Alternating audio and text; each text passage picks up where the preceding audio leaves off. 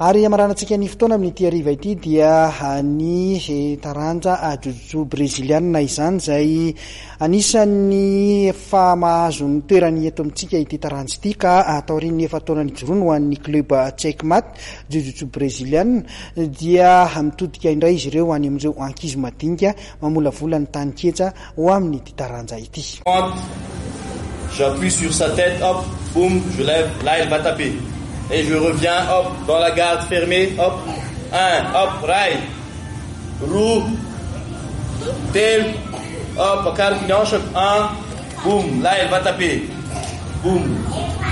farou, triangle, hop. Efa tao anatin'ny efa taona no nijoro ny club Checkmat izay misehatra eo amin'ny taranja jujutsu brésilien.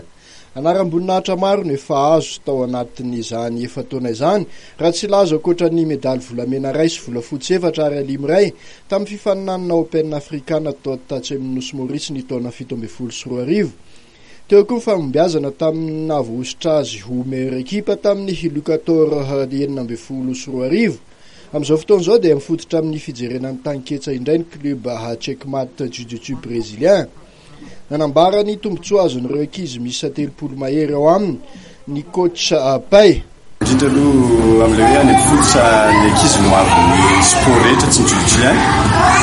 mitady base mitady relève zany ny Checkmat zay mahatonga dia mitodika ety amin'ny ankizy indray manaraka izany no azony azo ny ankizy amin'ny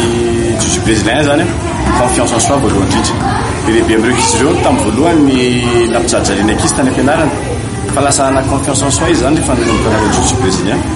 voalohany zay condition physique koa ao anatiny ary amin'ny art martial zany discipline indrindra na taty amin'ny salle na any amin'ny tokantrano zay no anisan'ny essentiel ampianarana amin'ny ankizy ampianay zany. Ireto ankizy reto izay manazatra tena indroa isan-kerinandro dia nalaribitolakanjo sy ny sabotsy maraina etsy amin'ny dojoany etsy Akorondrano. Mariana fa efa mahatratra 20 mahery mipikatroka ao amin'ny Checkmat jujutsu brésilien amin'izao fotoana izao. Dia iny fanadihadiana ihany koa tompoko lasy tompoko vavy no ametrahariko ny veloma ho mandram-piona ho amin'ny herin'ny nitoy izao indray veloma tompoko.